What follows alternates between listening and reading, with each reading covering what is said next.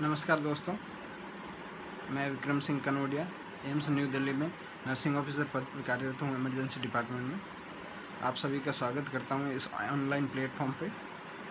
हम आज corona virus से जुड़ी कुछ जानकारी आपके बीच साझा करने के लिए उपस्थित हुए हैं।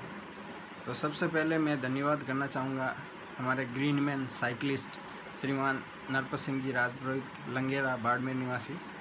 उनके आग्रह पर आज हम यहाँ ऑनलाइन उपस्थित हुए हैं और नरपत सिंह जी को भी बहुत बहुत धन्यवाद देना चाहता हूँ कि उन्होंने 24,000 किलोमीटर से भी ज़्यादा साइकिल पर यात्रा करके विश्व को पर्यावरण संरक्षण का संदेश दिया है। तो ये न सिर्फ बाड़मेर राजस्थान अपितु पूरे भारत के लिए बड़े ही गर्व की बात है। तो नरपत सिंह जी राजपुरोहित, आपका बहुत बहुत धन्यवाद और हमारी जो शुभकामनाएं आपके साथ है। आप यूँ ही आगे बढ़ते रहेंगे। साथियों, कुछ बातें करना चाहूँगा कोविड-19 के बारे में। आज कोविड-19 का प्रकोप पूरा विश्व में ही फैला हुआ है। तो सबसे बड़ी दिक्कत जो अभी आ रही है वो आ रही है कि लोगों को जानकारी का अभाव है। जानकारी के अभाव होने की वजह से ये बीमारी अपने पैर ज़्यादा पसार रही है। तो हम अगर इस बीमारी के बारे में जानकार होंगे या इसके बारे में पूर्णतः अगर हमें नॉलेज होगा तो इससे डरने की कोई बड़ी बात नहीं है। जैसा कि हम सभी लोगों का धीरे धीरे इस बीमारी के लेकर डर ख़त्म हो गया है, फिर भी कुछ बातें हैं जो इसके बारे में हमें जाननी ज़रूरी है ताकि ये बीमारी से हम लोग बच सकें। तो सबसे पहले मैं बताना चाहूँगा कोविड-19 क्या है। कोविड-19 एक कोरोना वायरस इन्फेक्शियस डिजीज़ है जो सबसे पहले चीन के वुहान शहर में आई थी। दिसंबर 19 के अंदर इसके केसेस का पता चला और धीरे धीरे यह चीन से पूरे विश्व में फैल गई और WHO ने इसको विश्व की महामारी घोषित किया गया, एपिडेमिक घोषित किया गया है।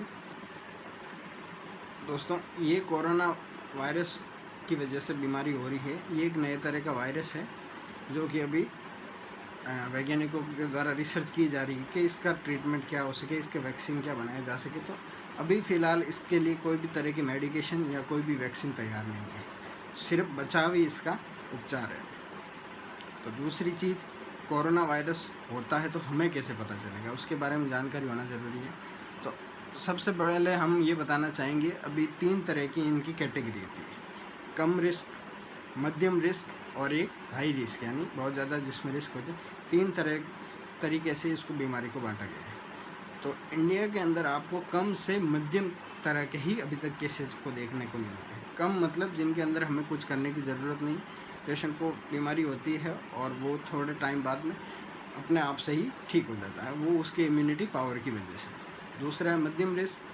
मध्यम रिस्क के अंदर मॉडरेट टाइप में जो आता है उसमें हमें ज़्यादा कुछ करने की ज़रूरत नहीं, उसमें भी ऑक्सीजन सपोर्ट के साथ में और कुछ टेक्निक के मेडिटेशन वगैरह, योगा और इसके सहायता से भी उसका जल्द से जल्द उपचार किया जा सकता है। थर्ड रिस्क आती है हाई रिस्क, यानी उसके अंदर पेशेंट को श्वसन के लिए मशीनों की सहायता करनी पड़ती है, वेंटिलेटर की सहायता से उसको सपोर्ट किया जाता है और उसका उपचार किया जाता है। उसके अलावा कई सारी जो दूसरी तरीके अपना के उसको ठीक किया जाता है। तो अभी हमारे इंडिया के अंदर 80% है जो माइल्ड से मॉडरेट यानी मध्यम रिस्क तक के ही केसेज है। सिर्फ 20% है जो हाई रिस्क है, उनको हमें वेंटिलेटर की ज़रूरत पड़ती है। तो वो 20% किस में होते हैं जिसमें पहले से कोई बीमारी है, जैसे डायबिटीज़ है, हाइपरटेंशन है यानी शुगर है, बीपी का प्रॉब्लम है, या उसके अंदर श्वसन की पहले से कोई दिक्कत है। तो ऐसी बीमारियां जिसके अंदर पहले से ही है और हाई रिस्क में है, उसकी उम्र भी 50 से ऊपर की है, तो उन लोगों के अंदर ही ये सीवियर हो रहा है। बाकी लोग हैं जो मॉडरेट टाइप के हैं, यानी उसमें ज़्यादातर कुछ करने की ज़रूरत नहीं, बीमारी हो रही है अपने आप से ठीक हो रही है। तो ये एक अच्छी खबर है भारत के लिए कि हमारे यहाँ पे सीवियर केसेस कम हैं। तो ये तो हो गया बीमारी का। अब सबसे पहले आपको पता कैसे चलेगा, तो पता चलने के लिए यही बीमारी है, शुरुआती लक्षण है इसके कि आपको खांसी होगी, सूखी खांसी, उसके अलावा गले में दर्द होगा, बॉडी के अंदर पूरा दर्द होगा और उसके साथ साथ आपको बुखार आ सकता है। तो इन सिम्टम्स से हमें पता चलता है कि मोस्टली कि ये कोरोना जैसे लक्षण है। लेकिन कोरोना और इन्फ्लुएंजा यानी जो हल्की खांसी जुकाम, उसके लक्षण भी सेम है। और एक और चुनौती हमारे सामने जो अभी आ रही है वो डेंगू और मलेरिया, इनके लक्षण भी इससे मिलते जुलते हैं और डेंगू और मलेरिया का सीज़न भी अभी आ चुका है।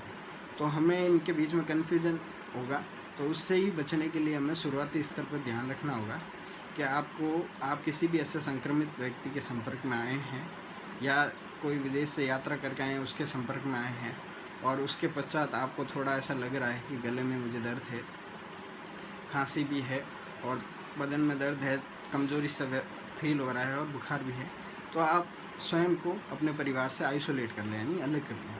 आप थोड़े कुछ दिनों के लिए अपने आप को अलग करें और देखें अगर बीमारी बढ़ती जा रही है तो तुरंत ही उसके लिए हेल्पलाइन नंबर है 1075, केंद्र सरकार का ये नंबर है, उस पर आप कांटेक्ट करिए और जो भी सलाह है उससे ले लीजिए। वो आपको आगे गाइड कर देंगे कि क्या करना है, कैसे करना है। तो सबसे पहले हमें करना क्या है, तो हमें खुद बचना नहीं, दूसरों को बचाना है। सबसे बड़ी दिक्कत यह है कि बचने की कोशिश में हम लोग क्या करते हैं, दूसरों को भी इन्फेक्टेड कर देते हैं। तो अभी जो सबसे बड़ा हमारे सामने चुनौती है वो स्वयं बचना नहीं, दूसरों को बचाना है। जब आप दूसरों को बचाने की सोचेंगे तो आप ही नहीं, कम से कम आप 50 लोगों को बचा लेंगे। तो 50 लोगों से बचने से ये होगा, आप एक बचेंगे तो उसकी वजह से जो इन्फेक्शन है वो कम लोगों तक रुक पाएगा। आप बचाने की सोचेंगे, जैसे आप बीमार है, खांसी जुकाम है, तो आप मास्क लगाइए या कोई कपड़ा अपने मुंह से ढक के रखिए। खांसने छींकने के दौरान अपनी कलाई का उपयोग करें एवं उसके साथ साथ सैनिटाइज़र है या थोड़ी थोड़ी देर बाद में हाथ को धोते रहिए, जिससे कि वो इन्फेक्शन है किसी आगे नहीं फैले। तो आप जब आगे फैलाना बंद कर देंगे तो अपने आप से ही इस वायरस है, इस बीमारी पे हम काफ़ी हद तक कंट्रोल पा लेंगे। तो हमें सबसे मुख्य चीज़ है जो अवेयरनेस है कि ये फैलती कैसे है। ये फैलती है जो बीमार व्यक्ति है उसके छींकने या खांसने से, उसके मुंह से जो सीक्रेशन निकलते हैं, नाक के जो सीक्रेशन निकलते हैं, वो दूसरे व्यक्ति के संपर्क में आने से उसको ये बीमारी होने के चांस रहते हैं। तो हमें खांसते छींकते समय पूरी सावधानी रखनी है और अपनी जो कलाई है खांसते छींकते समय उसका यूज करें ताकि इन्फेक्शन दूसरे में भी ना फैले। और बार बार हाथ धोएंगे ताकि हम और हमारी जो पेशेंट मरीज है उसकी जो चीज़ें हैं उसको दूसरे न छुएं, इससे भी इन्फेक्शन आगे नहीं फैलेगा। तो सबसे पहले इन्फेक्शन को फैलने से रोकना है और फैलने से हमने अगर रोक लिया तो हम उस पर काफ़ी हद तक कंट्रोल पा लेंगे।